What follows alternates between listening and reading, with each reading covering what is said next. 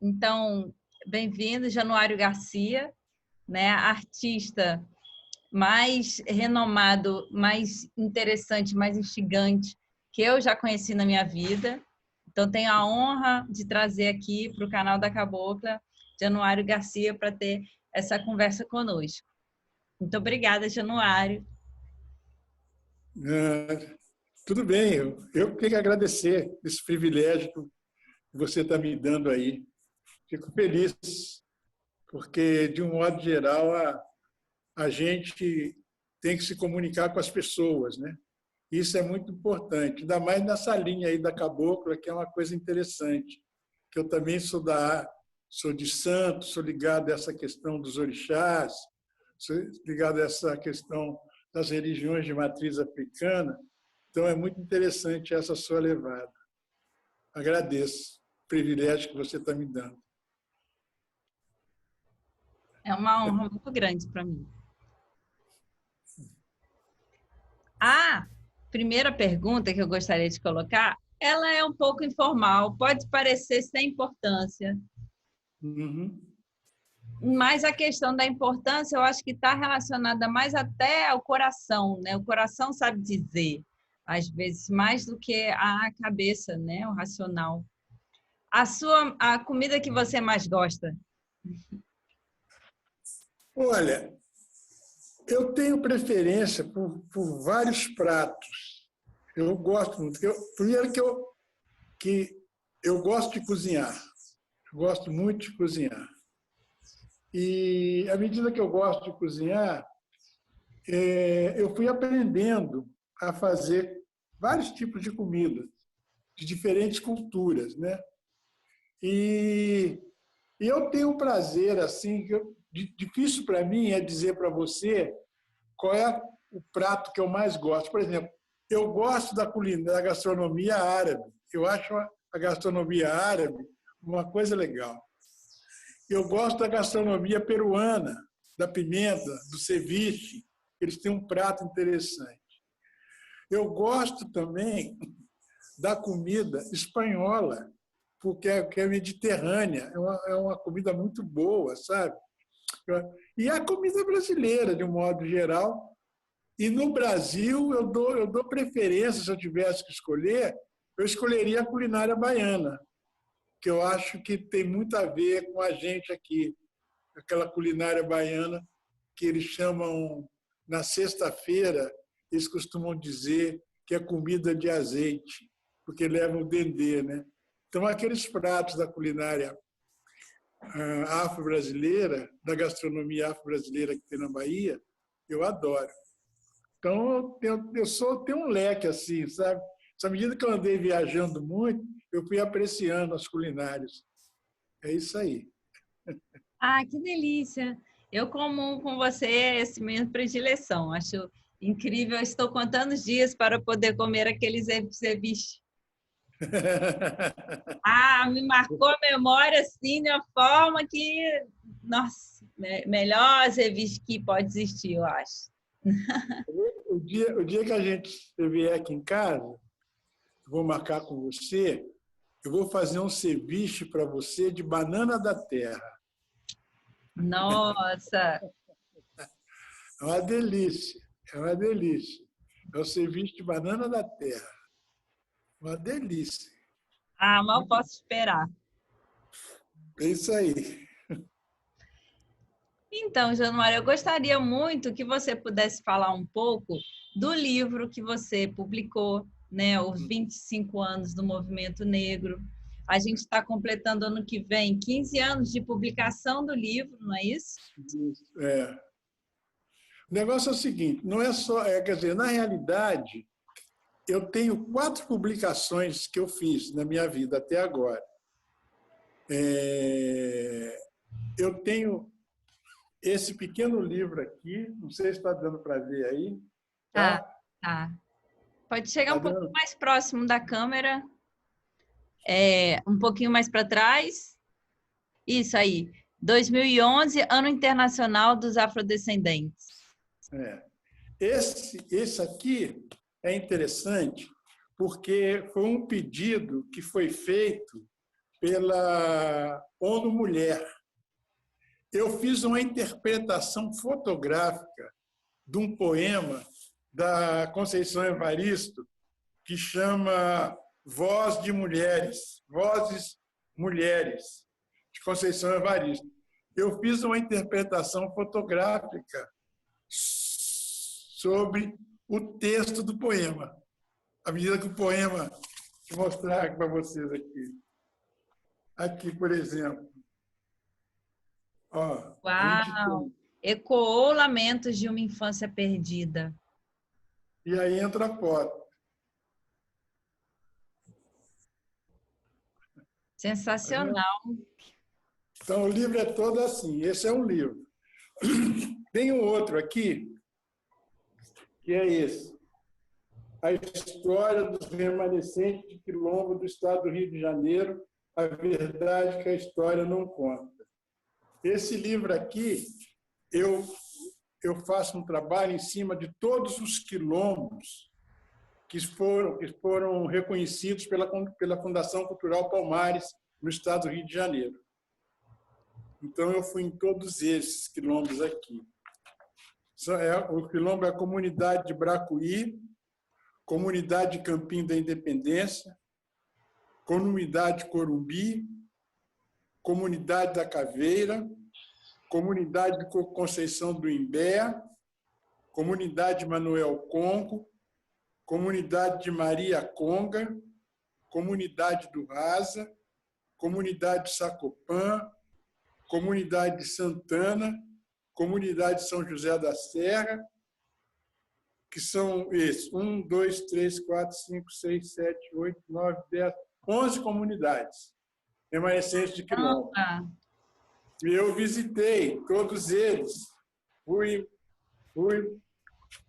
fotografei, tem texto, tem foto, tem texto, sabe? Esse aqui. Eu tenho esse outro aqui. Januário, deixa eu lhe fazer uma pergunta sobre esse. Tá. Os remanescentes aqui das comunidades. História dos quilombos do estado do Rio de Janeiro. A verdade que a história não conta. Que coisa maravilhosa, hein, Januário? Nossa! É legal. Nossa, sensacional. Eu queria que você desse um pouco o seu depoimento nessa questão da dança e da alimentação. Se ainda nessas comunidades a gente tem a dança, se a gente tem uma alimentação, né, voltada para a cultura, para a manifestação do sagrado. Olha, aí acontece que tem uma situação aí deveras conflitante nas comunidades remanescentes quilombo. Porque o que ocorre? As igrejas evangélicas estão presentes nesses lugares. As igrejas evangélicas estão na redondeza, estão próximas. E tem muitos quilombolas que aderiram a esse neopentecostal, né? Agora, tem uma parte que mantém as tradições quilombolas, inclusive com a religião de matriz africana, em alguns quilombos ainda tem. Agora, a questão da gastronomia, ela é meio lá, meio cá. Por quê? Parte dos insumos são plantados no quilombo e outra parte são compradas nas feiras e nos supermercados. A questão cultural do quilombo se remete a uma coisa muito importante, que muitos celebram o 13 de maio. Na área urbana, o 13 de maio é contestado pelo movimento negro. Agora, nas áreas rurais, o 13 de maio é celebrado como uma data de libertação dos escravos. Porque aí tem uma outra visão de mundo.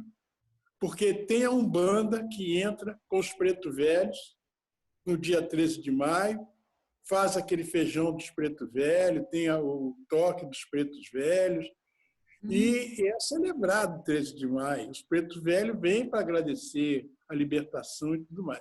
Agora, no urbano, a gente, de um modo geral, contesta a libertação dos escravos nos moldes que foi feito pela princesa Isabel e pelo Império, né? Mas, na realidade, a gente parte do seguinte princípio, é que as comunidades remanescentes de Quilombo ainda é uma territorialidade africana, ainda tem alguma coisa de território africano nessas comunidades remanescentes de Quilombo. Acontece uma outra coisa também que é preciso que a gente esteja atento. É o seguinte, até 1908, o que ocorre com as chamadas comunidades remanescentes de quilombos que a gente tem aqui no interior, pelo menos do estado do Rio que eu conheço, é o seguinte, chegou um momento que a questão do escravo para os senhores já não estava dando muito lucro. Então, o que aconteceu? Aconteceu que o senhor resolveu fazer uma parceria com os escravos, que já estavam deixando de ser escravos, porque já vinha uma série de coisas acontecendo. Então, colocou-se uma coisa que se chamava meieiro. O que era isso? O dono da terra entrava com a terra e os insumos. E os negros com a mão de obra. E aí cuidavam, plantavam, cuidavam da terra, fazia toda a produção que era necessária. A colheita era dividida, 50% para os chamados quilombolas e 50% o restante, 50% para o dono da terra. E assim isso foi. Isso foi acontecendo, mesmo pós-abolição, isso foi acontecendo. Bom, chegou um momento, que eu não sei a partir de quando foi, que os herdeiros dos senhores donos da terra começaram a reivindicar as terras para si. E os negros que já estavam na terra há anos, trabalhando e produzindo, falaram que não é assim, que a gente tinha um trato. Então, começou uma guerra da seguinte maneira, que à medida que os negros que cuidavam da terra resolveram entrar na justiça pelo uso e capião da terra, porque eles é que cuidavam da terra, eles é que produziam com a terra, os outros não.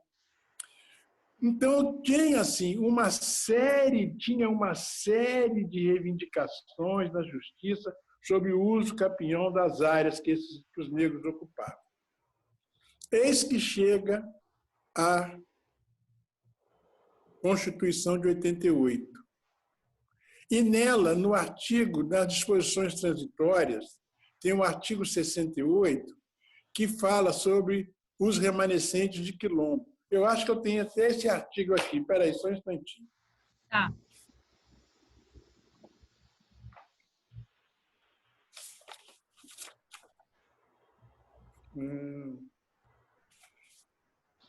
Está aqui.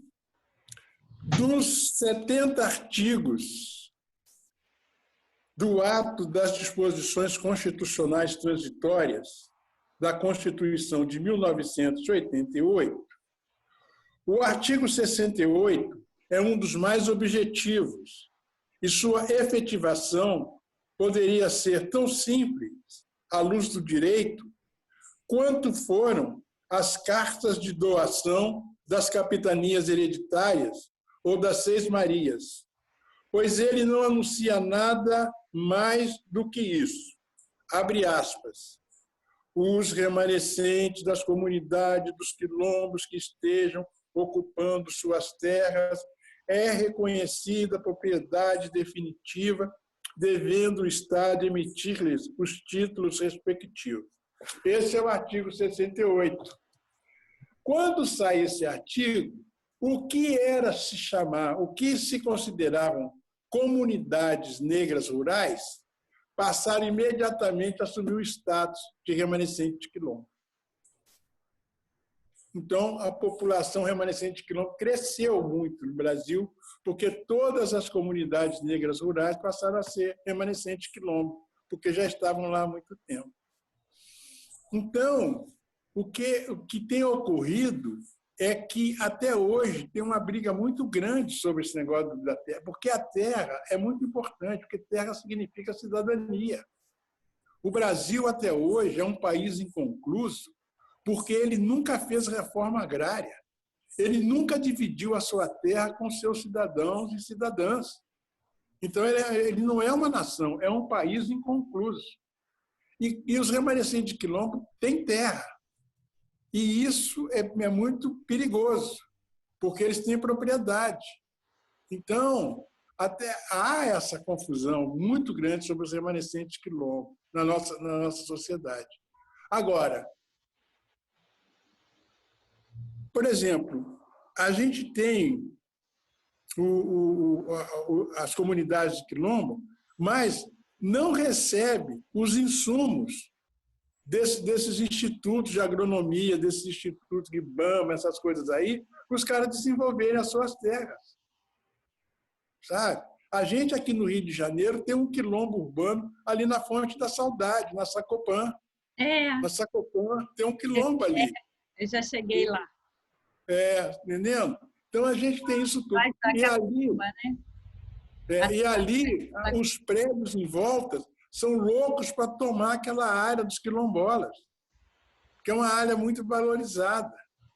Então, isso que ocorre com a questão dos remanescentes de quilombo. E alguns lugares, como eu estava dizendo anteriormente, mantêm as tradições de cultura de matriz africana, incluso as religiosidades, e em outros, muito pouco. E em outros, prevalece muito a questão do pentecostal. Deu para entender? Deu. Gostei muito da sua fala, agradeço. Mas, com certeza, é um desafio, né? Eu chamei a Eliane Monzilar, que é a primeira antropóloga indígena do Brasil, do mundo, né? Primeira antropóloga indígena do mundo para falar, e ela falou que lá na comunidade deles, eles têm um desafio muito grande com relação à alimentação, porque a criança quer tomar refrigerante, quer comer o biscoito, e aí eles só conseguem inserir, né, o valor devido à alimentação saudável no âmbito do sagrado. Então, acho que nessas comunidades quilombolas envolve também a necessidade de valorizar as pessoas mais velhas, né, que ainda são, né, legam para a gente o conhecimento, né? Exato. Mas tem uma coisa, Fabíola, aí tem um pequeno diferencial, porque acontece o seguinte: a cultura civilizatória africana, ela, quando chega no Brasil, junto com os africanos que chegaram na condição de escravos, isso é muito importante deixar isso bem claro, porque nós, negros, não somos descendentes de escravos. Nós somos descendentes de africanos que foram escravizados. Essa é a diferença. Escravo é uma categoria. Nós não somos descendentes de categoria. Somos descendentes de etnia. Né? Então, o que ocorre? As culturas africanas, elas tiveram uma influência muito, mas muito grande na formação cultural brasileira. O Ney Lopes tem um livro chamado Dicionário Banto, que ele tem, um livro muito interessante. E ele mostra ali no livro que nós falamos, em média, 300 palavras africanas por dia, que está dentro do idioma português. Então, quando você abre qualquer página do livro, você encontra palavras do nosso cotidiano, que aí tem a origem dela. A Lélia Gonzalez, muito incrível, aquela mulher, muito minha amiga, por sinal, ela dizia o seguinte: nós não falamos português, nós falamos pretuguês. Ela dizia isso, que a influência africana no português foi tanta que nosso accent, a nossa pronúncia, não tem a característica lusitana, como tem as comunidades que foram dominadas na África pelos portugueses, Angola, Moçambique, Cabo Verde, que fala lusitanamente. Nós falamos um português brasileiro, né? Então, ocorre que a gente vê essas diferenças nessa conduta que a gente está, porque quando você chega no Quilombo, você vê que, no cotidiano, muitas daquelas comidas que eles estão comendo e que a gente come no nosso dia a dia são de matriz africana. Entendeu? Não é diferente. Se você pegar muita comida, se você pegar um tutu de feijão, se você pegar um chuchu com camarão, se você pegar essas comidas que a gente tem aqui, grande parte dela é da culinária africana e que está no nosso dia a dia. Então, eu acho que difere um pouco com relação aos nativos, porque eles têm uma comida muito deles mesmo, né? A influência africana mudou a nossa maneira de ser, agir e pensar. Então, o que acontece? A gente, de um modo geral, o cotidiano da gente tem todas as matrizes africanas. Então, por exemplo, o americano, se ele quiser comer uma comida africana, ele tem que ir num restaurante especializado em comida africana.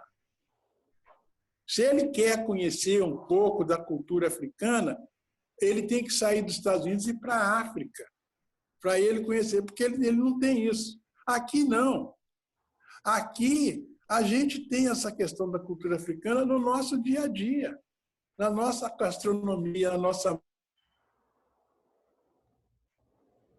de pensar. Então, é assim que a gente que tem essa diferença. Por isso é que eu acho que existe uma...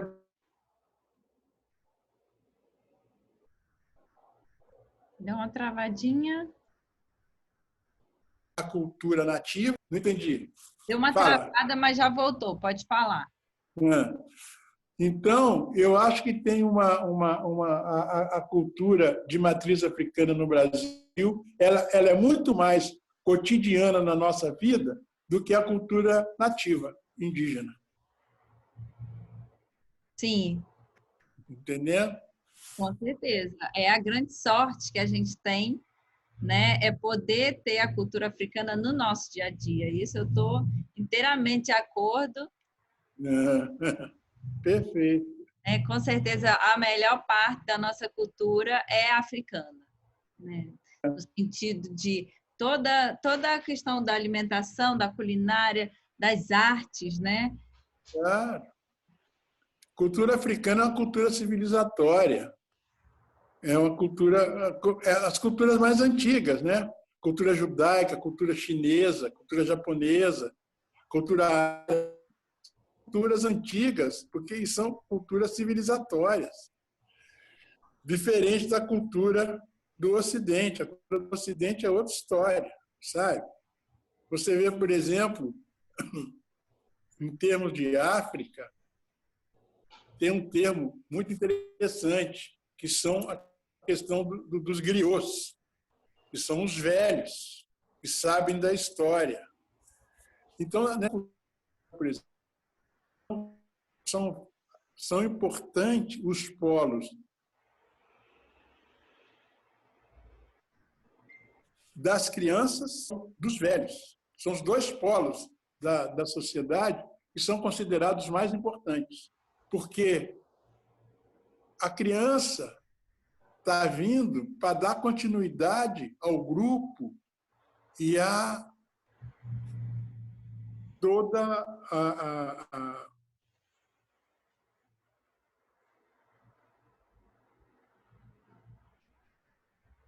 tem o ser para poder repassar para os mais jovens. Então, eles são considerados dois polos positivos. Difere muito da cultura ocidental, que a cultura ocidental, o velho e a criança, são descartáveis. São dois polos descartáveis. Ninguém quer saber desse meio. Por que são descartáveis? Porque não produzem. Eles não produzem, o velho não produz mais, a criança ainda não produz. Então, não interessa isso. Interessa quem está aqui produzindo. Já nas culturas civilizatórias, é o contrário. O velho e a criança têm um espaço.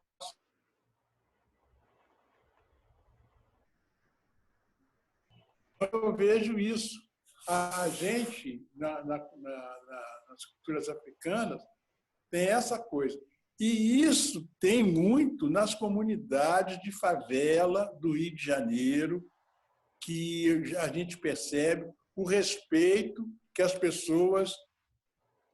Você já deve ter visto muita gente começar a falar o seguinte: olha, eu quero pedir licença aos mais velhos. Todo mundo começa assim.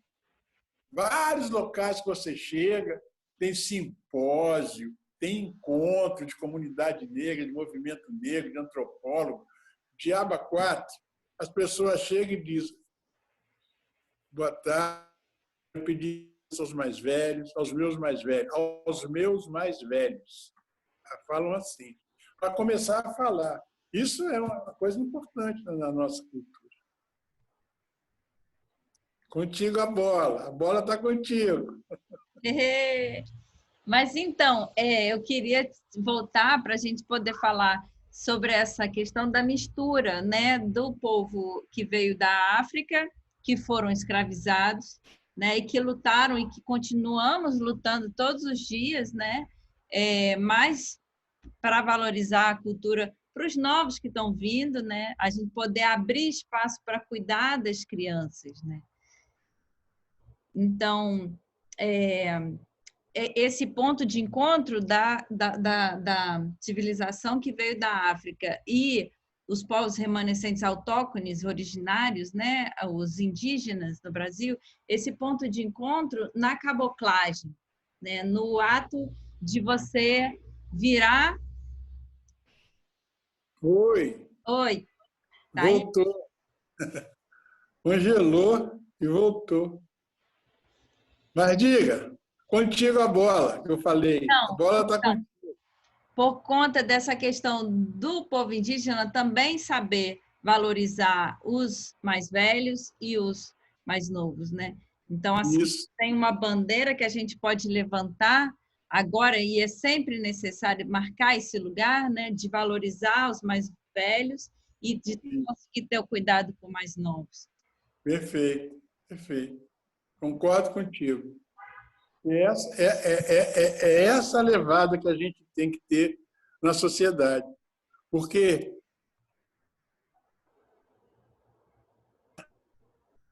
é uma coisa impressionante. Eu há muitos anos atrás, meus filhos ainda eram adolescentes, tenho 3 meninos e uma menina, e eu disse para eles o seguinte: olha, eu quero deixar uma coisa aqui bem nítida para vocês. É o seguinte: eu não devo deixar nenhuma herança para vocês. Provavelmente eu não vou ter condição de deixar herança para vocês. porque o meu tataravô morreu, não deixou nada para o meu bisavô. O meu bisavô morreu, não deixou nada para o meu avô. Meu avô morreu, não deixou nada para o meu pai. O meu pai morreu, não deixou nada para mim. Então, eu sou uma pessoa despossuída. Agora, eu estou construindo alguma coisa, pelo menos uma casa eu consegui ter para a gente, que a gente é proprietário de uma casa, mas, além disso, eu não tenho mais condição de deixar nada para vocês. A única herança que eu posso deixar para vocês é o conhecimento. Vocês vão estudar o que quiserem e conte que eu vou fazer todo o esforço possível para dar manutenção e assistência a vocês naquilo que vocês querem fazer. Então, a herança, olha, tem 3 filhos com mestrado e tem um filho com doutorado. Sabe? Então, a herança deles é o conhecimento. Isso eles têm. Então, foi isso que eu... Então, essa que é a grande coisa que a gente precisa na sociedade brasileira. Isso que a gente precisa. Isso que a gente tem que ver. Quando a gente fala em cultura, em conhecimento, o conhecimento é a maior riqueza que a gente pode dar para um filho. E o bem material é legal, é muito bom, tudo bem, é legal para caramba.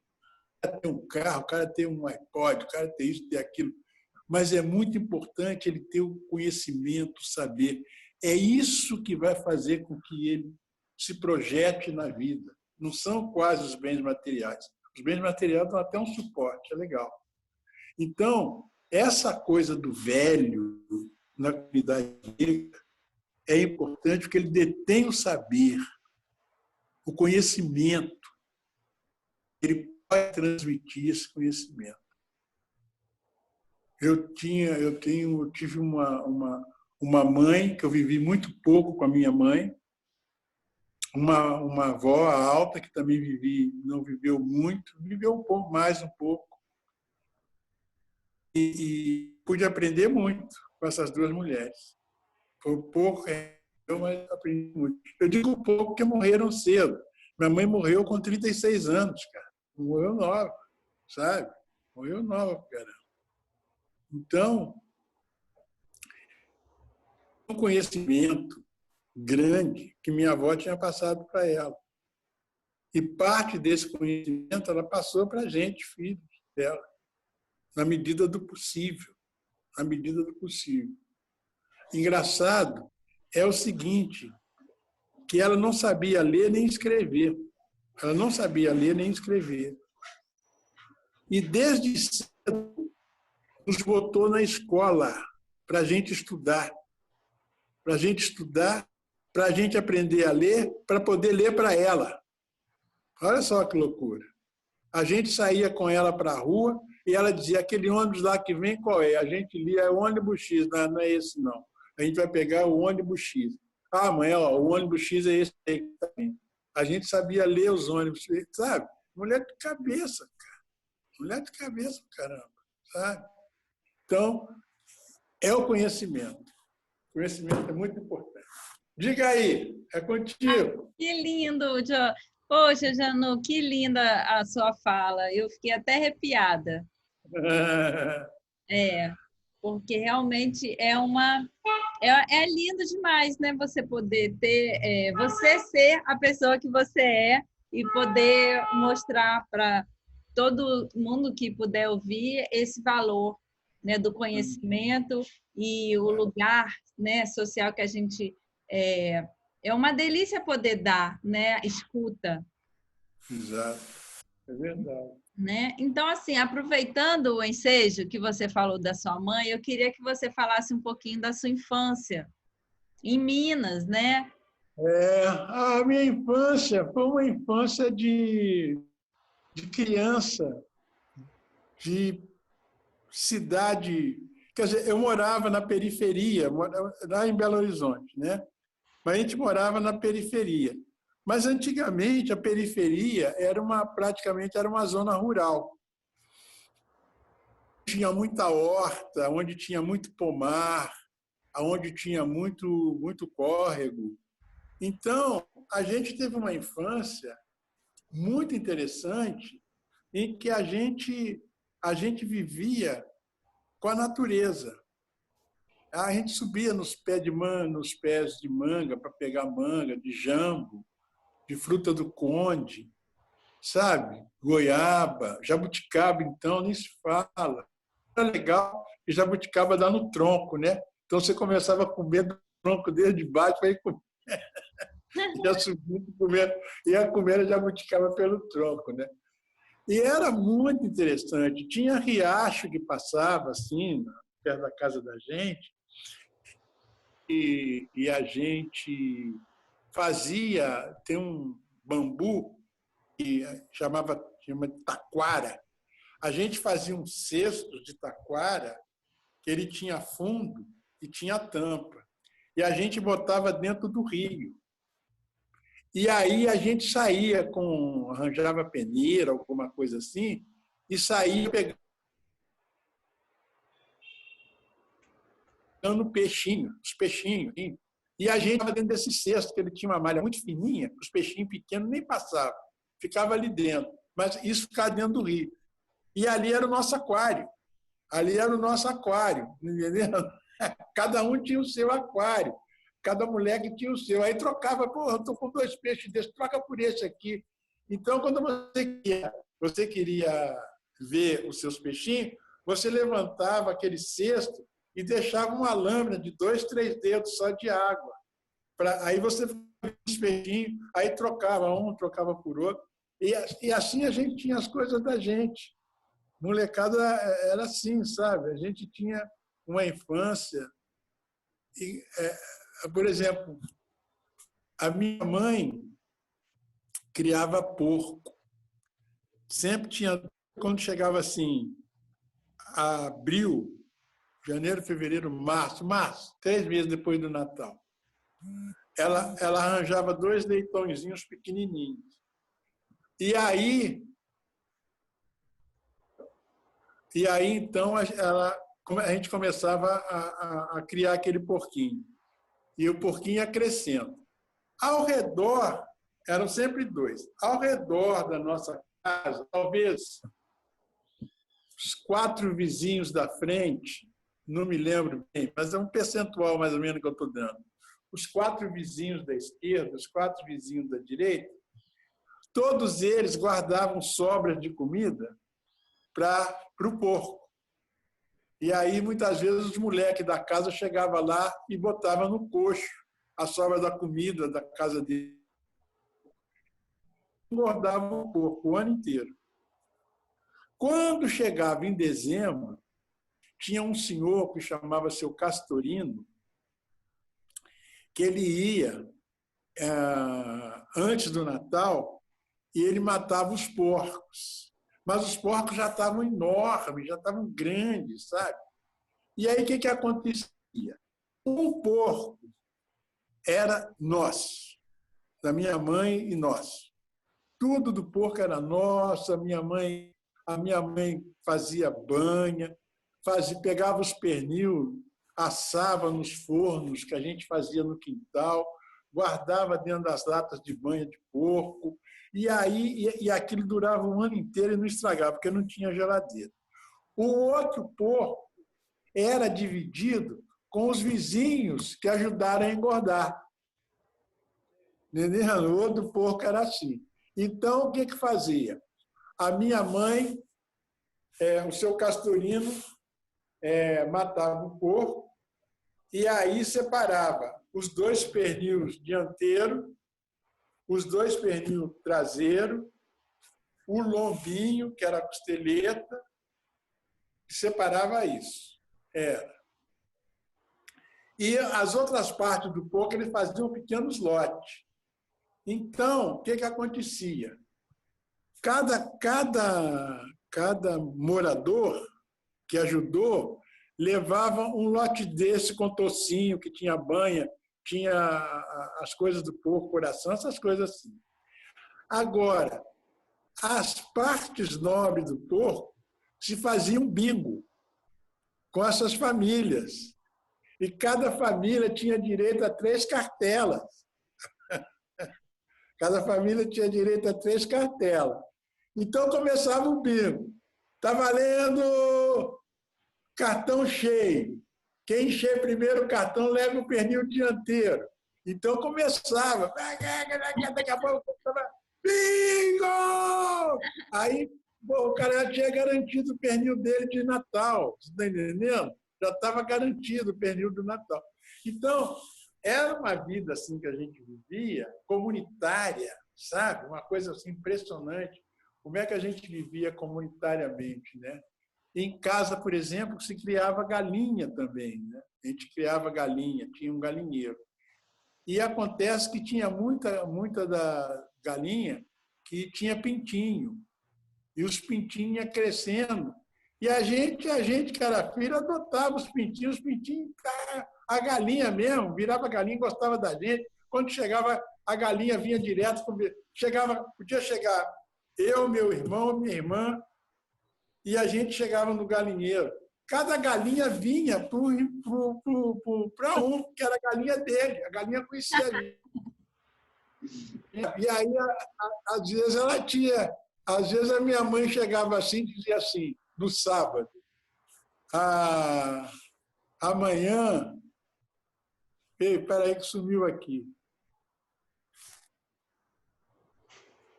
Vamos matar a Genoveva, sim? Não estou vendo, espera aí. Sumiu aqui. Agora, estou vendo. Agora abriu. Agora estou vendo. Aí minha mãe dizia, amanhã eu acho que eu vou fazer uma galinha ao molho pardo. Caramba! Todo mundo ficava disfarçando, esperando ela sair fora. Todo mundo corria no galinheiro, pegava suas galinhas e escondia no mato.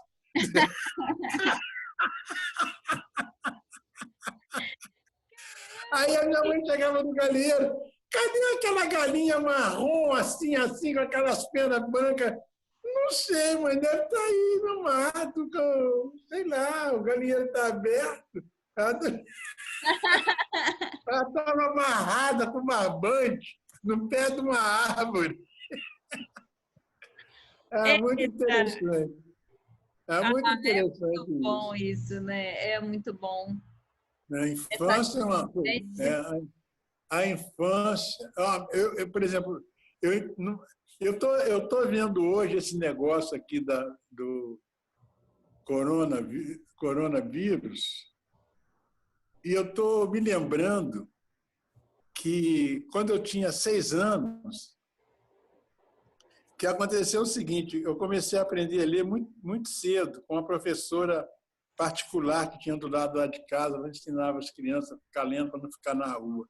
Então, quando a gente chegava na escola, a gente já sabia ler e sabia até fazer as 4 operações, já no primeiro ano. Então, o que acontece? Quando eu estava na escola, tinha uma professora... Oi. Congelou? Estou aqui. Está congelado. Agora sim, agora está. Então, eu tinha uma professora, Dona Juraci. E a Dona Juraci era professora de puericultura. O que é puericultura? Você sabe o que é isso? É da abelha? Não, puericultura é uma ciência da higiene. Como o nosso bairro era de periferia, as crianças iam para a escola de pé no chão, porque naquela época não tinha sapato, não tinha nada. As crianças iam de pé no chão, sabe? E aí, antes de ir para a escola, a minha mãe, por exemplo, mandava a gente tinha que tomar banho, ir arrumadinho. E a minha mãe pegava um pouco de gordura de porco, botava na mão e passava na perna da gente, para a perna da gente ficar brilhando, sabe como? Ficar aquela perna assim. Então, as crianças iam para a escola assim, toda arrumadinha, limpinha, legal, e de pé no chão. Não tinha sapato, ninguém tinha sapato, a maioria não tinha. E aí, tinha essa professora de puericultura. Ela ensinava a escovar dente, ela ensinava a pentear cabelo, mão.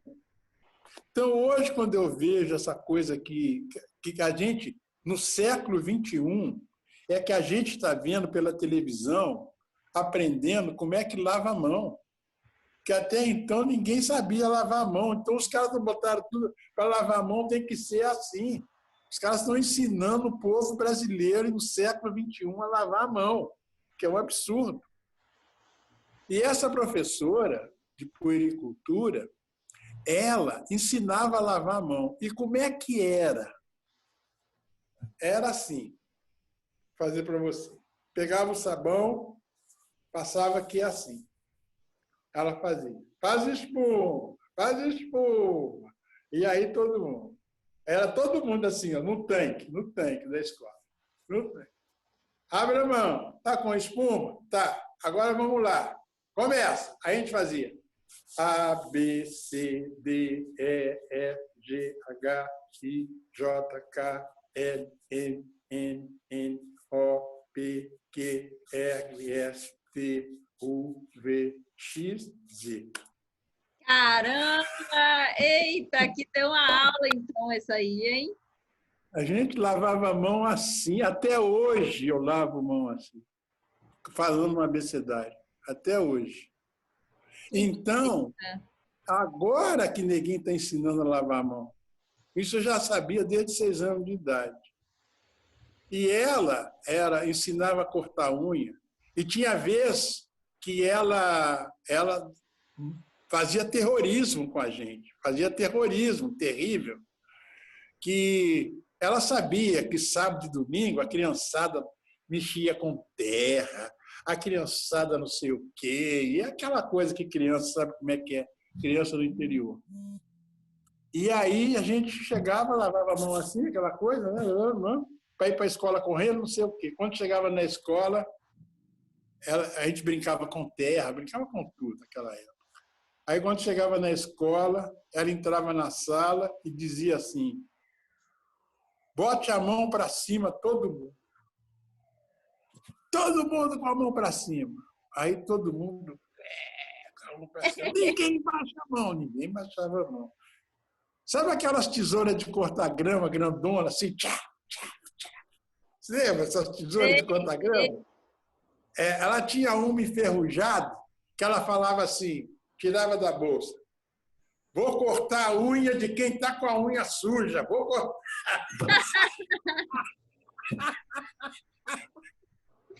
Era o maior terror. Ótima! Terror. Aí, neguinho, tira a mão da boca, não quero ninguém com a mão na boca. Eu estou precisando implementar essa didática aí lá na escola. Era uma loucura, sabe? Mas foi assim, a minha infância foi muito legal. Foi essa infância bem vivida, infância bem curtida mesmo, sabe? E aí? Ah, então, uma delícia te ouvir falando, né, sobre essas... Assim, a infância de hoje, ela está muito pobre, né, comparando com o que já foi possível. É porque afastou um pouco da natureza, né? A questão básica hoje que afastou um pouco da natureza. A, a vida, né, urbana, ela é bem diferente, né, hoje, né?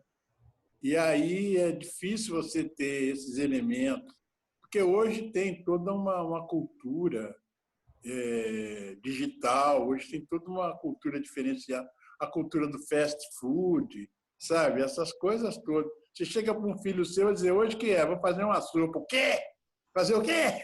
Fazer uma sopa. Ah, mãe, para com isso, sopa, sabe? Aí eu: não, então vou fazer um hambúrguer. Ah, tudo bem, tá legal, sabe? Está muito diferente. Está Mas, muito, ao muito mesmo diferente. tempo, Januário, vê se você não concorda comigo.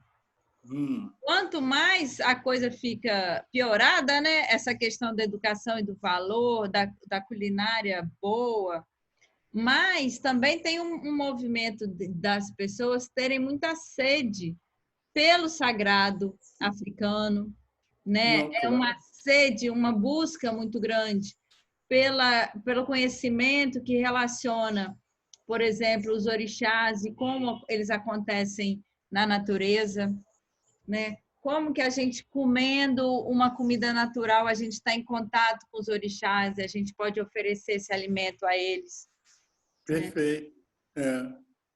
Porque, na realidade, é essa coisa que a gente vê sobre alimentação e religiosidade, é engraçado que ela funciona muito dentro da cultura de matriz africana. Porque a comida, chamada comida dos orixás, é a comida da gente. Comida de santo é comida de gente. É diferente das outras religiões, que eu não sei se a comida está ligada à questão da religiosidade, eu não sei. O judaísmo eu sei que está, porque tem umas coisas que eles fazem que tem negócio de comida, Páscoa, essas coisas. Mas eu vejo que a cultura africana, de um modo geral, e principalmente aqui no Brasil, porque aqui no Brasil há uma reinterpretação das religiões de matriz africana. Aqui foi feita uma ressignificação das religiões de matriz africana, até mesmo porque houve vários orixás que existem na África que não chegaram ao Brasil, porque não encontraram a planta, não encontraram a opção de coisas que pertencia ao orixá que não tinha aqui no Brasil. Então, quando a gente vê essa coisa da comida de santo e a comida de gente, da gente, isso é muito importante, porque nos leva a um outro patamar. E qual é esse patamar? Esse patamar do saber dos orixás. Na realidade, como a gente sabe, os orixás são forças da natureza encantadas. Então, quando a gente está curtindo essa coisa da comida de matriz africana e também a questão do orixá, a gente está fazendo uma incursão na territorialidade africana no Brasil. Isso que é importante. Quando você chega numa casa de candomblé, não, antes, quando você vai para a Nigéria, que é a terra dos orixás, lá, cada estado é de um orixá. Então, você chega em Lagos, que é chamado Ilé-Ifé, que é o reino de Oió, é o reino de Xangô. Então, em Ilé-Ifé, se você tocar, você só toca para Xangô, não tem outro orixá lá. Se você vai ao Oxum, você só toca para o Oxum. Ou seja, para a gente tentar dar uma explicação, Rio de Janeiro é a terra de Xangô, São Paulo é a terra de Ogum, Minas Gerais é a terra de Oxum, Santa Catarina é a terra de Iansã, Porto Alegre é a terra de Oxós. É por estado. Cada estado, cada orixá tem o seu estado. E no estado só vive ele. Bom, como a gente sabe que a casa de santo, que o Ilê tenta reproduzir a sociedade dos orixás, tem muita casa de santo, muita ilha que você chega, que você vê pequenas casinhas. E cada casinha daquela é de um orixá. Não sei se você já viu isso. Já reparou isso? Ali é a casa de Oxum, ali é a casa de Baluaê, ali é a casa de Ossã, ali é a casa de Xangô. Essa casinha representa o estado africano do orixá. É a representação do estado africano do orixá. Então, ali dentro daquela casinha, você só toca para o Xangô. Você não vai tocar para outro santo. Agora, quando você chega lá no terreiro lá e toca para todos os orixás, tem que cultuar todos eles. Mas ali dentro reproduz exatamente os estados dos orixás na África. Então, quando a gente consegue trabalhar essa questão dos orixás e também a questão da gastronomia que vem junto, porque os orixás têm a sua própria gastronomia, inclusive eu estou com a Mariana Maiara, fazendo um projeto que chama Gastronomia dos Orixás, que a gente quer fazer um livro sobre isso, mostrando a relação dos orixás e as comidas dos orixás e como preparar, porque cada um prepara de um jeito. Então, ocorre que a gente vê essa ligação da alimentação que tem africana e a relação dela com o orixá. E é isso que cada vez eu acho que move a sociedade brasileira, esse sagrado que move a sociedade brasileira, que as pessoas negam, grande parte negam. Grande parte da sociedade nega, uma boa parte. Mas por quê? Porque é uma manifestação religiosa que vem da onde? Que vem de negros que foram escravizados. Então, é uma coisa menor. É uma coisa bem assim. Mas acontece que todo mundo gosta de fazer a sua fezinha. Todo cara que, eu não acredito em certas coisas, não. Mas no dia 31 vai para a praia para saudar Iemanjá, que vai fazer isso, que, sabe, que diz que vou tomar uma cachaçinha, mas vou botar aqui um pouquinho para o santo, sabe? Ele faz essas coisas, sabe? E você vê a igreja, a própria igreja evangélica aí, com a sessão de descarrego, sessão não sei de quê, e sexta-feira todo mundo tem que ir de branco, sabe? Então, está presente isso, na maneira que eu digo sempre, na maneira de ser, de agir e de estar na nossa sociedade. Então, a relação da gastronomia africana com a religiosidade africana, elas caminham junto. Comida de santo é comida de gente. Eu nunca vi alguém servir um canapé em cima de uma hóstia. Nunca vi. A hóstia é comida de Deus e acabou. Não é para você, é comida de Deus, meu. Sabe? Sim. Então, muito obrigada por essa fala, né, dos orixás. Eu sou até tentada, sabe, Januária, de falar assim, que a melhor parte do candomblé, da Umbanda, a melhor parte é a comida. Eu tenho a tentação de falar, a comida e a dança. Eu só não afirmo assim com todas as letras, porque eu acho que a ética é mais importante. Não tem não, pode afirmar. Sabe por quê?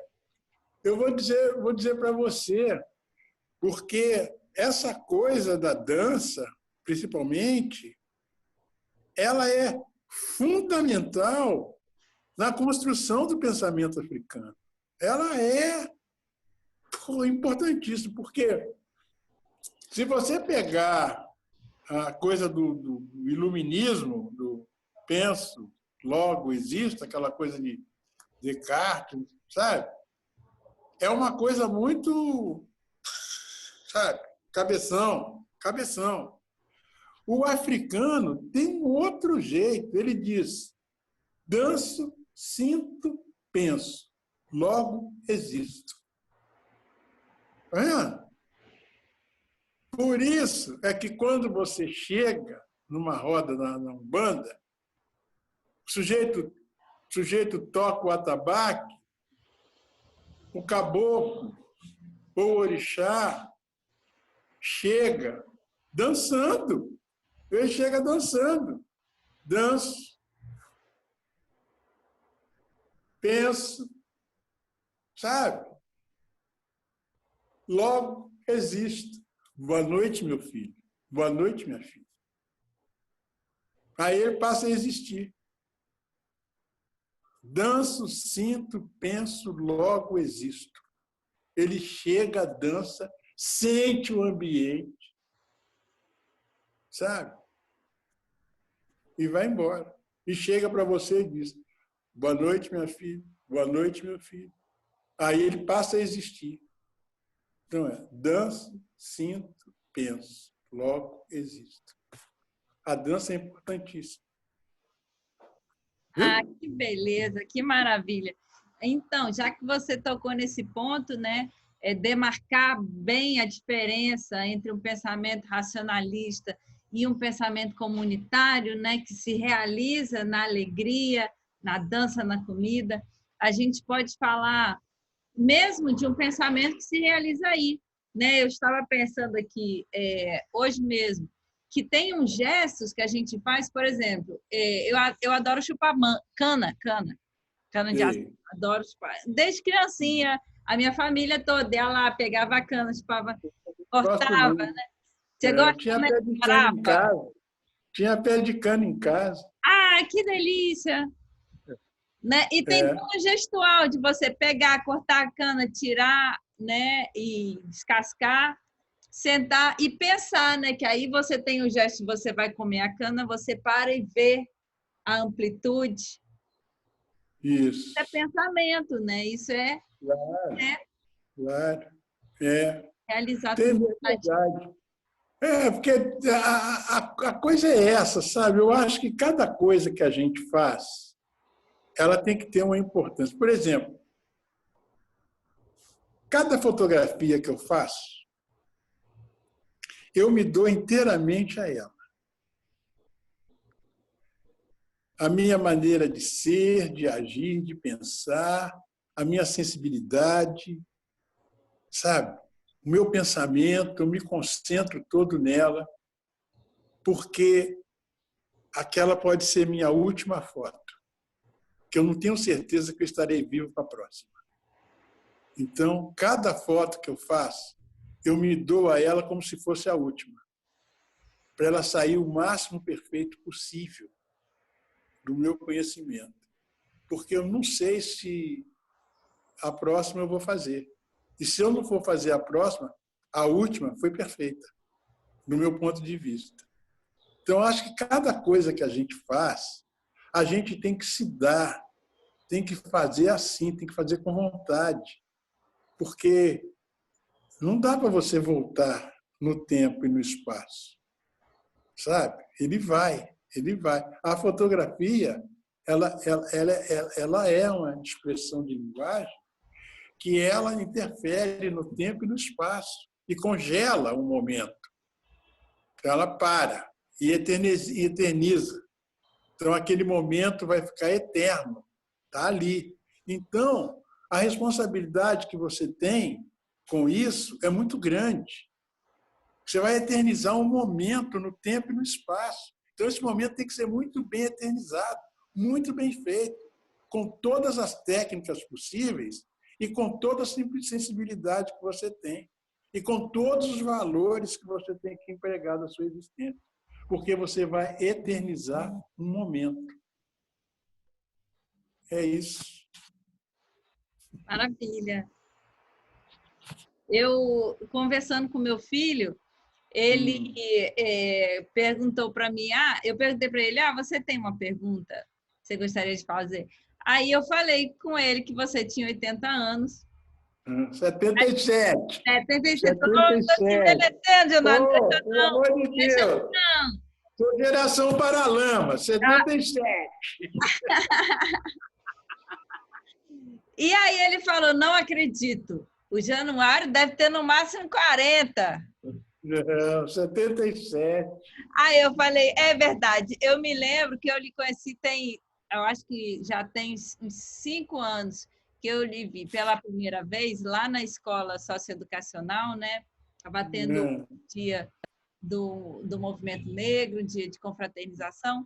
E aí eu pensei a mesma coisa, né? Que aí a gente queria fazer a pergunta: como, Januário? Como que você faz para ter essa juventude, né? Parece que vai rejuvenescendo com o passar do tempo, né? Qual é o segredo da juventude? Não, não tem segredo, não. Sabe o que que é? É você tentar viver honestamente com você, é você tentar viver honestamente com as pessoas, é você socializar seu conhecimento com os outros, é você se dar aos outros, sabe? Isso é que torna você uma pessoa assim. E isso tem tudo a ver com uma lição de vida que eu tive com a minha mãe. Uma época de Natal, eu pedi à minha mãe que eu queria de presente de Papai Noel uma bola de futebol, a bola número 5. Por que a número 5? Porque antigamente a gente tinha a bola número 1, número 2, número 3, número 4, número 5. Então a bola número 1 era para criança de 1 e 2 anos. A bola número 2 era de 2 e 3 anos. E a bola número 5 já era para garotada, de 7 e 8 anos. E aí, à medida que a bola ia aumentando o número dela, ela também ia aumentando o volume. Então, uma criança que chutava com a bola número 1, dificilmente ele conseguia chutar com a bola número 5, que era muito pesada para ele. Entendeu? Então, aí você vinha assim. Então, quando chegava a bola número 5, era a bola. Sabe? Era a bola que, sabe? Pô, bola número 5. E a minha mãe chegou e disse, olha, só vai ganhar a bola número 5 se você passar na escola com 10 em tudo. Oh, meu Deus, com 10 em tudo! Tudo! Aí eu falei, caracas! Se você passar, Papai Noel te dá a bola. Menina, eu meti a cara. Meti a cara. Isso já era julho, agosto, por aí. Pô, quando chegou, eu não precisei fazer prova, passei direto. Quando chegou, eu passei direto. Não precisei nem fazer prova. A minha média era 10. Minha média era 10. Nossa! Aí foi incrível. Aí ganhei a bola. Aí chegou no Natal, a bola chegou, acordei de manhã, estava lá no sapato. A bola número 5 cheia, cheia. Opa! Caraca, quando eu vi assim, eu falei, não acredito. Aí, o que eu fiz? Fui para a rua com a bola número 5. Quando eu cheguei na rua, a molecada veio toda. Aí sim!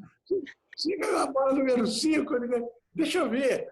Caraca, é a número 5, não, deixa eu ver. Claro, peraí. É a número 5. Aí a bola foi passando de mão em mão. Todo mundo a bola número 5, a bola número 5. Bom, que era difícil para aquela garotada ali, para a gente ali, ter uma bola número 5. Era uma coisa de luxo. Era luxo ter uma bola número 5. Bom, e aconteceu que uma dessas vezes, daí a gente ia jogar.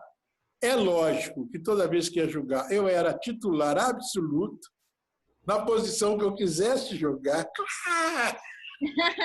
Era ali. Chega com a bola, tem. Tá bom. Mas teve uma época, teve um dia que eu estava doente, gripado. E os moleques foram lá em casa pedir a bola para jogar. E eu disse para eles que não. Eu não ia emprestar porque eu não ia jogar. Por que eu ia emprestar minha bola? Não ia. Ah, mas não custa, você podia emprestar, não sei o quê. E minha mãe está ouvindo da cozinha a conversa da garotada. Aí ela chegou na porta e disse o seguinte: o que está acontecendo aí? Aí os meninos: não, dona Geralda, não está acontecendo nada. Não, é que eles estão querendo pedir a bola para jogar. Eu falei que eu não vou emprestar, porque eu não vou jogar, eu estou doente, não vou jogar, não vou emprestar. Pegue a bola lá dentro, menino. Entregue a bola para eles. Pega a bola, aí entrega para ele. Vocês levam a bola, vão jogar e depois trazem de volta. Aí fiquei irado, né? Claro, né? A minha mãe disse: quando a bola voltar, você arruma a bola como você sempre arrumou e senta que eu quero te falar uma coisa. Aí, passado muito tempo, os garotos trouxeram a bola, como sempre, a bola veio cheia de barro, vinha toda suja.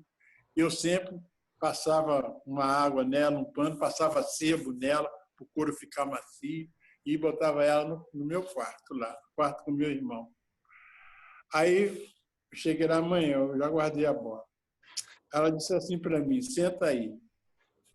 O que eu vou te falar aqui agora, você não vai entender nada. Só o tempo é que vai fazer você entender. Mas eu quero lhe dizer o seguinte: eu, de vez em quando, vou perguntar a você o que eu disse. Se você não me responder correto, vai levar tapa. Eu digo: não, tudo bem. Então, ela virou para mim e disse o seguinte: olha, as palavras dela: você tem que ser plural para se tornar singular. Todos usarão a sua bola, mas todos saberão que a bola é sua. Essa foi a lição que ela me deu, cara. Que maravilha! Tornar plural, ser plural para se tornar singular. É por isso que talvez eu seja esse cara, sou muito plural. E essa pluralidade minha traz uma singularidade. Talvez seja isso. É uma lição que ficou no coração, né? É, exato. Ah, que Exatamente. maravilha! Eu tenho certeza que a partir da sua fala, essa semente vai nascer em muitos corações. É importante isso. Né? O Você nosso tem que, está você tem muito. que socializar. Você imagina o seguinte, desculpa interromper, você imagina o seguinte: eu acumulei nesses quase 50 anos de fotografia, eu acumulei um conhecimento vasto de fotografia. Não só da fotografia analógica, como agora da fotografia digital. Agora eu pergunto a você o seguinte: se eu morrer, isso vai comigo. Se eu morrer, isso vai comigo. Então, enquanto eu estiver aqui e puder passar isso para outros fotógrafos, é o que eu faço. Eu dou assistência, não sei para quantos fotógrafos, que me perguntam como é que faz assim, como é que faz assim. Tem gente que vem aqui para casa, tem duas pessoas que vêm aqui em casa toda semana, eu sento com eles para ensinar como é que faz. Porque fotografia é mais uma questão de você repassar conhecimento. É repassar o conhecimento para a pessoa abrir a cabeça para buscar os temas. Quer dizer, a parte técnica é fácil, objetiva, fechar, abrir. Não, aí tem uma outra coisa, a criatividade. É isso é que eu repasso para as pessoas, que eu acho importante. Aí eu socializo. Não fica só comigo. Para que ficar só comigo? É isso que eu faço. Talvez isso me torne uma pessoa mais solta, mais tranquila, mais assim. Porque não tem sentido você segurar, sabe? Como é que faz isso? Segurar, sabe? Não tem. Não tem. Eu tenho uma coisa que é engraçada. Há mais ou menos uns 6, 7 meses atrás, sei lá, tem um tempo aí, ligou um fotógrafo para mim e perguntando: queria saber com você, conheço o seu trabalho, que você trabalhou muito com publicidade, né? Trabalhei. Meu tio trabalhou muito com publicidade, de vez em quando ele falava no senhor, não sei o quê, o senhor era um fotógrafo legal, não sei o quê. Tudo bem. Olha, eu estou ligando para o senhor porque eu estou com uma dificuldade. eu peguei uma foto para fazer e essa foto eu tenho que ter um ovo frito. E eu estou fritando o ovo, mas não está ficando bom. O ovo não está, a gema não fica boa. Às vezes a clara queima nas pontas. E eu estou aqui com a minha assistente aqui, que é a minha irmã, a gente já fez quase uma caixa de ovo e meia, quase uma e meia, sabe? E eu não sei. Aí eu liguei para o Vanor, que é um fotógrafo que eu conheço, que ele já foi seu aluno, né? Eu digo, aluno não, ele foi assistente para mim quando eu tinha estudo. É isso mesmo. Eu falei com ele, ele disse, liga para o Januário. Januário provavelmente sabe isso, que ele fazia muita gastronomia. Aí ele ligou para mim, né? Aí eu falei para ele, olha, então, tudo bem, então eu vou te falar como é que você tem que fazer. Você faz o seguinte, você separa a clara da gema. E com muito cuidado, você cozinha a clara. Bota naqueles negócios que faz hambúrguer, sabe como? Um negócio que você faz hambúrguer, você é redondinho, você e frita ovo ali, você frita a clara ali dentro. Separa a gema e frita a clara ali dentro. Não é fritar, não. Você bota com água, cozinha. Você cozinha com água. Bota a água, um pouquinho de água e bota a clara ali e vai deixando a clara no fogo bem baixinho para a clara cozinhar. Depois que ela cozinhou legalzinha, você tira, tá aquela clara redondinha. Aí você bota lá. Aí bota a gema? Não. Você vai arranjar uma lata de pêssego em calda, cortar o pêssego no meio e botar em cima. O pêssego que é a gema. Olha só. Porque a gema, ela espalha. O pêssego fica firme ali. Genial. Ai, meu Deus. Ai, meu Deus do céu. O cara ficou desesperado no telefone. Nossa, eu jamais podia imaginar uma coisa. Aí, depois que ele fez a foto, ele mandou para eu ver a foto. Olha aqui, seu Januário. Olha como é que ficou. Perfeito, perfeito. Então, sabe, é isso que é esse conhecimento que a gente passa. Sabe? É isso. Me lembra que a muito. gente passa. Me lembra muito. Deu para entender? Deu, obrigada. Eu admiro ainda mais, né? Porque realmente o segredo da longevidade, da juventude, né? É ser essa socialização do conhecimento. Isso é magnífico, né? Isso é fantástico. Né? É verdade. Eu acho que você vai levando a vida, deixa a vida me levar, vida leva eu, como diz Zeca Pagodinho, né? Vai levando. Por exemplo, agora, com esse negócio dessa quarentena aqui, eu não boto a cara do lado de fora. Diz, não vou botar, eu tenho 77 anos, eu sou grupo de risco. Por que eu vou querer me aventurar? Sabe? Eu não vou querer. Pô, nosso amigo Muniz Sodré está no hospital, cara. Com corona, sabe? Está no hospital. Pô, é a minha idade, ele. A gente é da mesma faixa de idade. Ele deu azar, coitado. Então, eu não vou chegar e querer, não, vou ali, eu vou na padaria, eu vou no hortifruti, não vou mesmo. Fico aqui, quietinho. Eu acho divino, você faz muito bem. Tem que lhe agradecer por ficar em casa. Tome cuidado, viu, seu Januário? Claro. Faz muito bem. E os passarinhos estão indo aí visitar? A hora que você ligou, ia botar água para eles. Está até aqui, ó. Peguei para botar água para eles, tá vendo? Aí você ligou, aí eu falei, agora depois eu coloco, agora eu vou atender o telefone. Isso é muito bom. Eu queria aproveitar, né, essa conversa sobre a juventude, a longevidade, relacionados a essa possibilidade da gente distribuir o conhecimento, né, deixar o conhecimento ir para quanto mais puder. para trazer um pouco dessa questão da ética dos orixás, né? Eu, por exemplo, como filha de Yansan, eu às vezes eu não tenho nem controle do que como que eu ajo, né? Eu tenho uma coisa de querer ser justiceira, que quando vem a coisa que eu vejo que é injusto, quando eu vejo eu já estou querendo me meter para fazer o negócio ficar justo. É mais forte do que eu, né? Então, assim, eu tenho que pedir calma, eu sempre peço muita calma, né? Ofereço acarajé, que é a melhor coisa, né?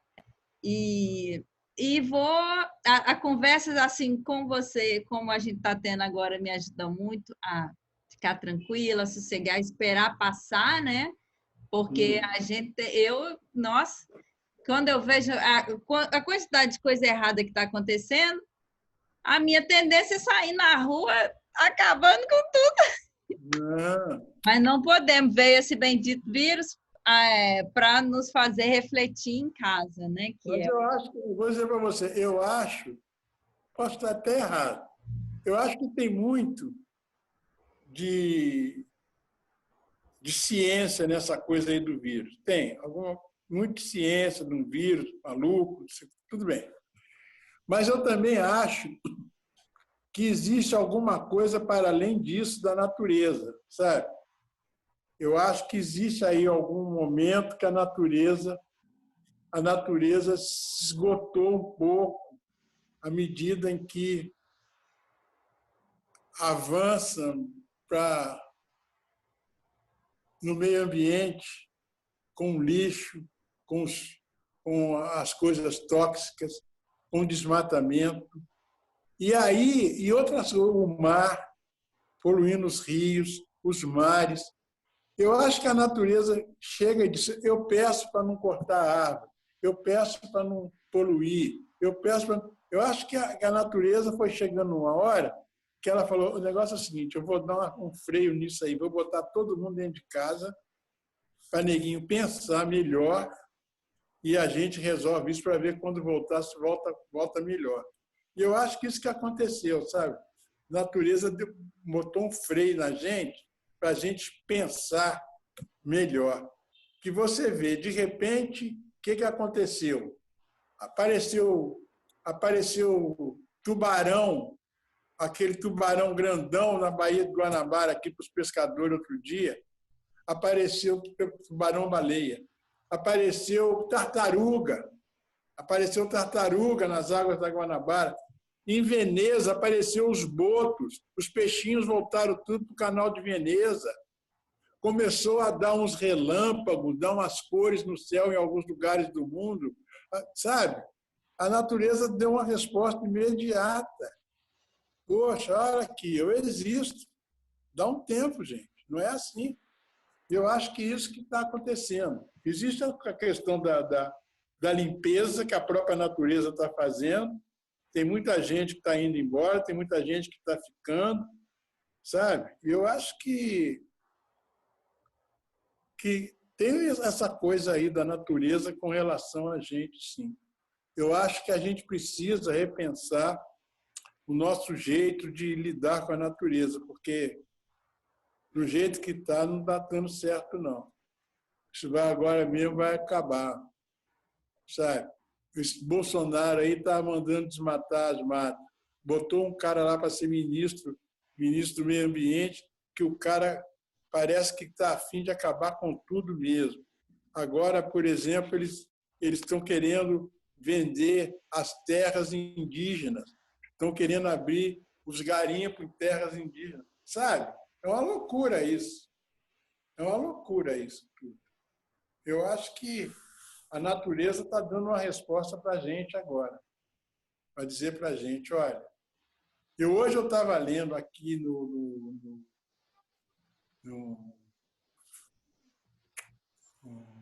computador que um grupo de cientistas de universidades brasileiras chegaram à conclusão que esse corona é o aperitivo, porque vem aí uma epidemia, não sei quanto, que não vai demorar muito, E está previsto matar 2 bilhões de pessoas.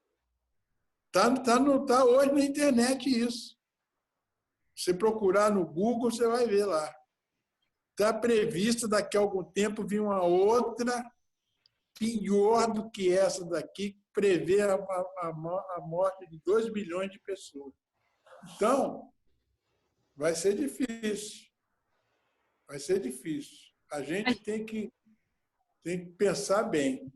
Você não acha? Porque a gente está tendo agora toda uma oportunidade de reflexão sobre como os países de esquerda, né, em que os governos são de esquerda, estão lidando com a pandemia e o modo como os países capitalistas estão lidando com a pandemia, né? É uma diferença drástica, né? Os países que têm esquerda no governo, eles têm cuidado com a população, né? Eles se preocupam, mantêm a quarentena. Em Cuba, eles estão a dedo, né, contando as pessoas, vão na casa das pessoas ver como elas estão, com a distância social, né? Mas isso é importante, sabe por quê? Porque, de um modo geral, o capital que a sociedade mais progressista tem é o ser humano, não é o bem material. As culturas ocidentais dão preferência, de um modo geral, aos bens materiais, à riqueza. E o homem não faz parte da riqueza. O homem é apenas um elemento de produção. Esse aqui é o problema. Então, quando você vê alguns países, como, por exemplo, lá do leste europeu, que tem uma sociedade mais socialista, uma sociedade mais avançada nas suas questões sociais e dá resposta aos indivíduos, às famílias, às pessoas, eles avançam muito mais do que as sociedades que estão voltadas mais para a questão capitalista, né? Bens material, né? Como a gente vê algumas sociedades europeias, sociedades sul-americanas e americanas do norte, né? A gente vê isso. Está mais preocupado com o capital, com o bem material. Está preocupada com o indivíduo, que é a coisa mais importante que tem na sociedade, é o indivíduo. Sabe? Uma sociedade que o indivíduo não tem saúde, uma sociedade que o indivíduo não tem liberdade, pô, dança, não progride. É isso. Falei? Falou e disse. Eita! Então, eu queria lhe fazer mais 2 perguntas. Tudo bem. Que é o seguinte, a gente teve o censo do IBGE do ano passado, do ano retrasado, aumentou, parece que 3 milhões de cidadãos brasileiros passaram a se declarar negros de pele branca. Uhum. Então, assim, é toda uma questão da reflexão, né, da identidade da pessoa, como que ela se identifica, mas eu queria te ouvir sobre isso e pensando no seguinte sentido. Eu conversando, tem muita gente que acha não, né? É muito legal a você poder pertencer a uma comunidade, de você saber-se como pertencente a uma comunidade, né? Mas muitas das pessoas que se declararam negras, de pele branca, têm, no âmbito do preconceito que elas sofrem, o motivo delas se identificarem, passarem a se identificar como negro, né? Então, são pessoas que têm fenótipo, ou cabelo, ou, enfim, elas se identificam de outra forma, né? Por conta disso, não por causa da pele, mas por causa do fenótipo. O que você acha disso? Que mensagem você teria para levar para essas pessoas que agora que se perceberam como negras, né, nesse país tão múltiplo que é o Brasil? Olha, a Neuza Santos era uma psicanalista escreveu um livro que chama Tornar-se Negro. E ela dizia no livro dela o seguinte: ninguém nasce negro, torna-se negro. Eu acho que essa questão de ser negro é uma questão de sua referência em termos familiares, em termos da sua ancestralidade. O sujeito, por exemplo, nos Estados Unidos, tem a lei 132 Aves. Você nasceu branca, loura, dos olhos azuis. Mas se o seu bisavô foi negro, você tem 132 avos de sangue negro no seu corpo. Então você é considerada negra, mesmo loura dos olhos azuis. Isso tem nos Estados Unidos, a lei 132 avos. Eu acho que essa questão é uma questão de ancestralidade. Tornar-se negro é um posicionamento do indivíduo. Agora, o que ocorre é que a gente sabe perfeitamente que, na sociedade brasileira, a gente, de um modo geral, quanto mais preto, menos oportunidade tem. A gente sabe disso. Quanto mais a gente se identifica como negro, menos oportunidade a gente tem na sociedade brasileira. O que ocorre é que havia uma coisa, ainda há na sociedade brasileira, um meio termo entre o branco e o preto chamado pardo, que criaram essa nomenclatura de pardo. Nem preto nem branco, é pardo.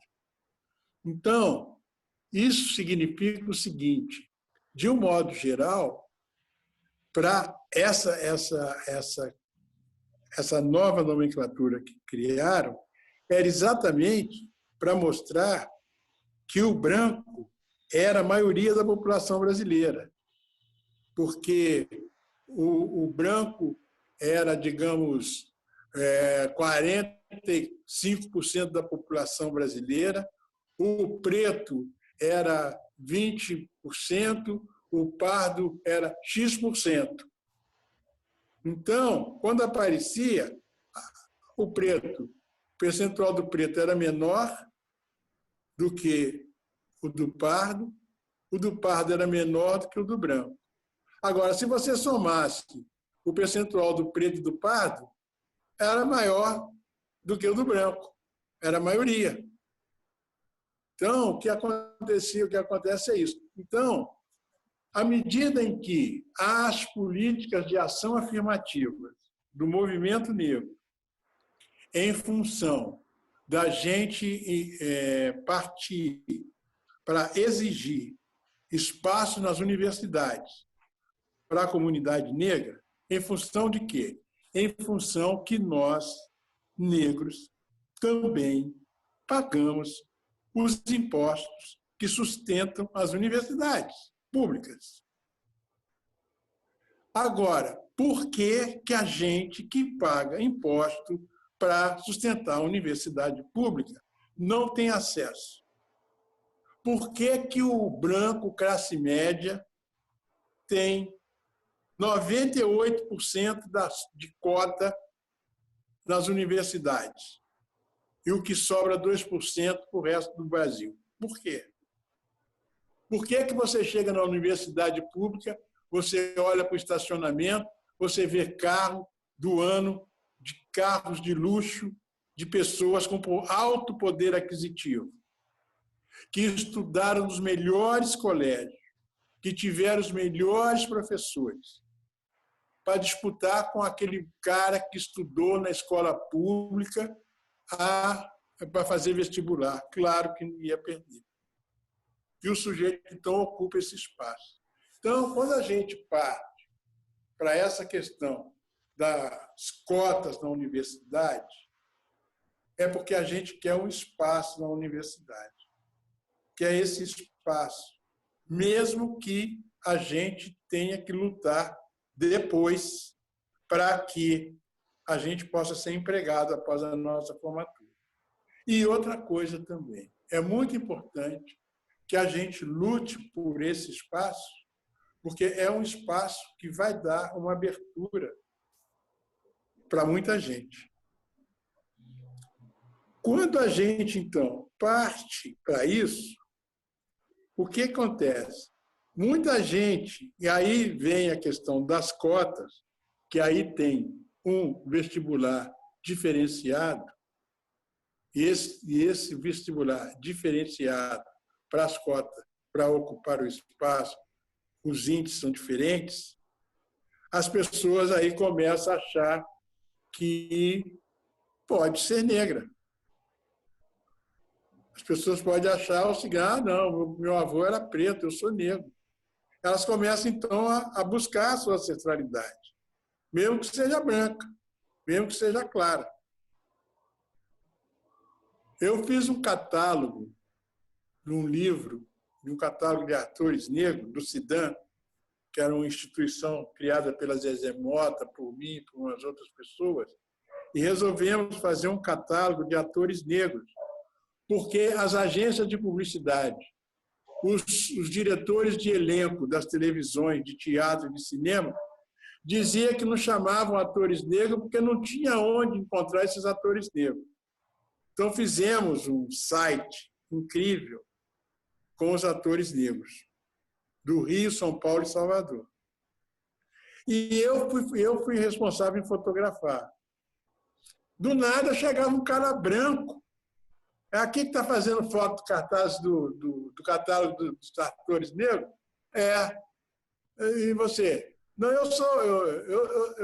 Meu avô é negro, eu sou negro. Eu vim fazer. Eu ia dizer o que para o cara? Não, claro que o cara se assume como negro.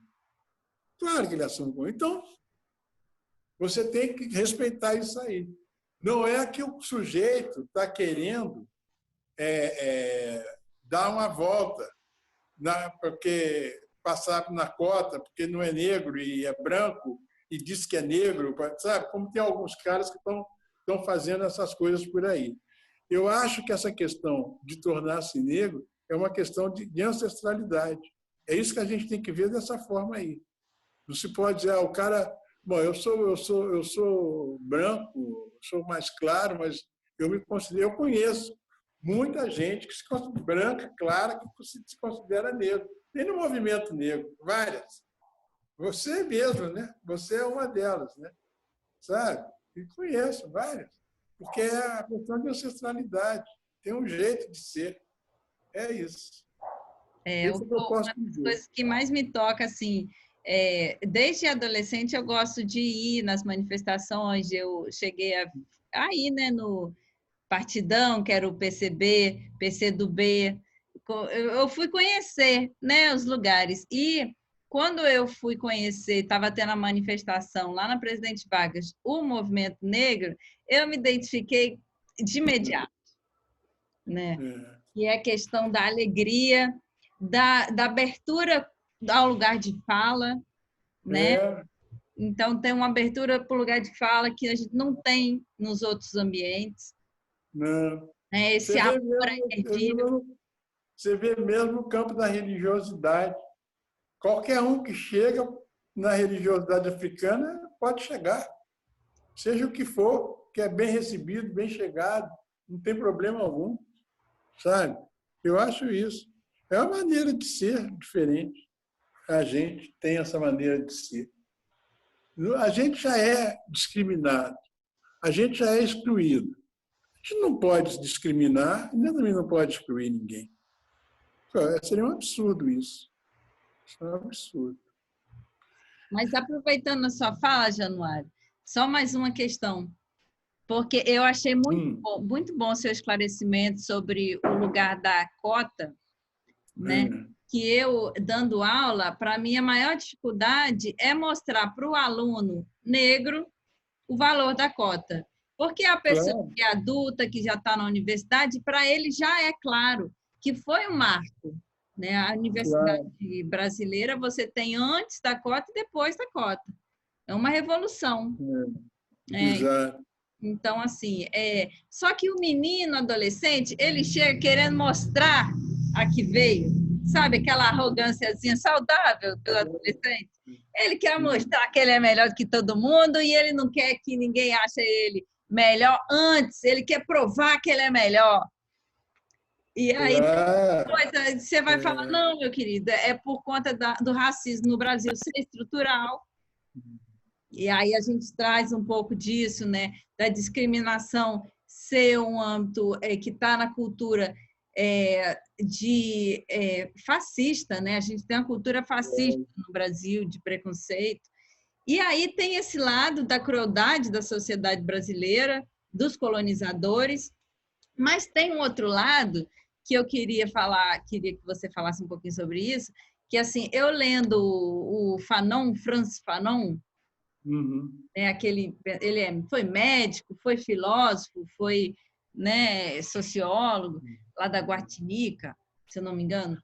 E aí ele pensa a sociedade lá da Guartinica, né, tem até a música, né, Chiquita Bacana, lá da Martinica, se veste com a de banana danica. E lá ele coloca que a separação de gênero, né? Você tem mulher e você tem um homem. E a mulher negra, ela quer se casar com um homem branco para subir na sociedade. Ele mostra isso. Então, assim, eu fico pensando, o que seria do Fanon aqui no Rio de Janeiro? Que aqui no Rio de Janeiro é completamente oposto, né? A gente tem muito mais o rapaz negro se casando com a mulher negra ou a mulher branca se casando com o homem negro. Tem essa miscigenação que é muito mais por conta do caráter da pessoa, né? Do que a questão da cor. Então, você tem um jogo que a sociedade tem positivo, né? Uma coisa fantástica que eu acho que só tem aqui no Brasil. A questão, olha, eu vou dizer, a interracialidade é uma coisa que acontece na sociedade brasileira em função mesmo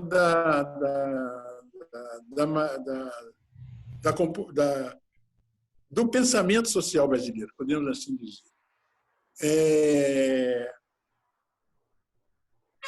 A diferença, por exemplo, entre o Brasil e os Estados Unidos com relação a essa questão racial, ela está exatamente no sentido de que nos Estados Unidos prevaleceu a segregação racial. E a segregação racial, ela é separados, mas mantendo as mesmas coisas. Se você fizer um banco para um branco, você tem que fazer um banco para o negro. Se você construir isso para um branco, você tem que construir isso para o negro. Tanto é que o negro desenvolveu a economia dele nos Estados Unidos. Aqui no Brasil se adotou o sistema da discriminação racial. E o sistema da discriminação racial é muito perverso. É pior do que a segregação. Porque na segregação, o cara diz que você não pode andar na rua que ele mora, porque você é negro. E se você entrar na rua onde ele mora, ele vai te matar. Aqui, não. Aqui você pode até andar, mas essa arma está nas suas costas. A qualquer momento ela dispara. Você está entendendo? É muito assim o Brasil com relação a essa questão. Porque aqui a gente tem uma coisa que se chama desigualdade permanente. Essa desigualdade permanente é que a gente briga dentro do processo de ação afirmativa para poder superar isso. Digamos assim, um quadrozinho. No dia 14 de maio de 1888, saiu da senzala um garoto negro e saiu da casa grande um garoto branco. Os dois moleques já eram amigos, já se brincavam o tempo todo. Mas naquele 14 de maio agora, o neguinho já não era mais escravo. Então, o que fizeram? Eles gostavam muito de apostar corrida. Então, eles começaram a falar assim, vamos apostar uma corrida para ver quem chega lá na frente, lá na porteira. O neguinho disse, eu topo, eu topo. Aí, na hora, então tá. Então, aí o branco falou, mas espera aí, eu tenho 350 anos de domínio sobre você. Então, eu vou sair 350 metros da sua frente. Eu estou na sua frente, cara.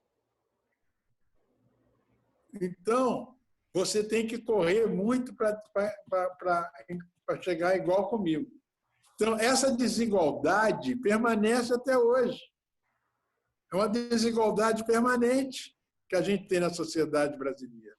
Eu estava vendo um anúncio outro dia, aqui na televisão, na TV educativa, por sinal, que agora é TV Brasil, de uma aluna negra sentada assim num banco de uma universidade e dizendo que estava na universidade porque ela recebeu financiamento desses financiamentos que tem para estudante, que eu não sei o nome. FIES, que chama. FIES, isso aí. Que ela estava ali e coisa e tal. Aí a câmera corta e vem andando um casal de brancos no corredor da universidade e diz que eles estão indo para a Europa fazer mestrado porque eles receberam uma bolsa do FIES. Então, quando o negro chega à universidade, o branco já está indo para fazer mestrado e doutorado fora. Então, essa desigualdade é permanente. É isso que a gente tem que trabalhar com leis. Nós temos que trabalhar com leis desiguais. O Brasil precisa de ter um bom número de leis desiguais, que só através das leis desiguais é que podemos chegar à igualdade. Porque as leis que fazem não nos favorecem.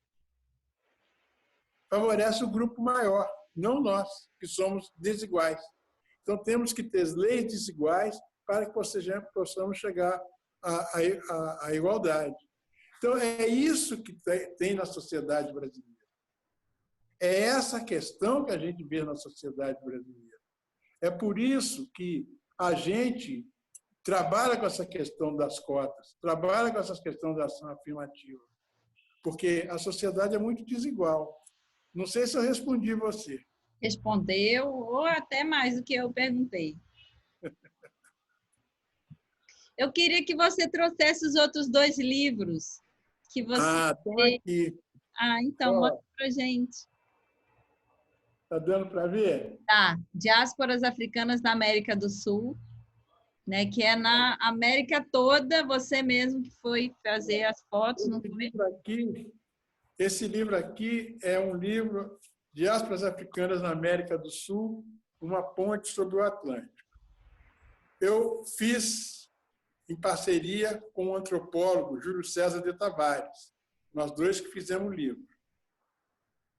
E fotografei as comunidades da Argentina, Brasil, Colômbia, Peru, Suriname, Uruguai e Venezuela. E o Júlio fez, nessas comunidades, todo o trabalho antropológico das comunidades. E eu fiz a parte da... Como é que se diz? A parte das fotografias. Está vendo? Ó. É lindíssimo. Está vendo? Está vendo aí? Agora tem uma coisa interessante aqui, ó. Não sei se está dando para ver. Esse livro aqui, ele é feito em 4 línguas: inglês, francês, português e espanhol, que são as línguas que nós negros fomos colonizados. Então, o que acontece? Qualquer negro, em qualquer lugar do mundo, tem acesso a esse livro, porque ele fala uma dessas 4 línguas: o inglês, o francês, o português ou o espanhol. Então, esse livro é esse. Esse outro livro. Nossa, que maravilha, legal, né? Que obra de arte. Esse aqui é 25 anos do movimento negro. Está vendo? 1980 a 2005. Aqui eu tento mostrar uma parte da luta do movimento negro. onde aqui, por exemplo, eu pego os descendentes de quilombos. Está vendo? Está dando para ver? Tô vendo. Ó. É fantástico, né? Assim. Agora, tem mais, assim, quer ver? Deixa eu ver aqui. Ó, a produção de cartazes que a gente fez nos anos 70 e 80. Ó. Maravilhoso. Então, esse livro aqui, ele conta o que eu fiz no movimento negro nesses 25 anos. É um livro também interessante, porque ele é em português e em inglês. E todos os textos foram feitos por militantes do movimento negro. Todos os textos. Então, se a gente pegar aqui, deixa eu ver aqui. Olha, ele tem uns eixos. O livro, ele tem uns eixos. Então, a gente tem um eixo que é resistir e afirmar. Nesse eixo, escreve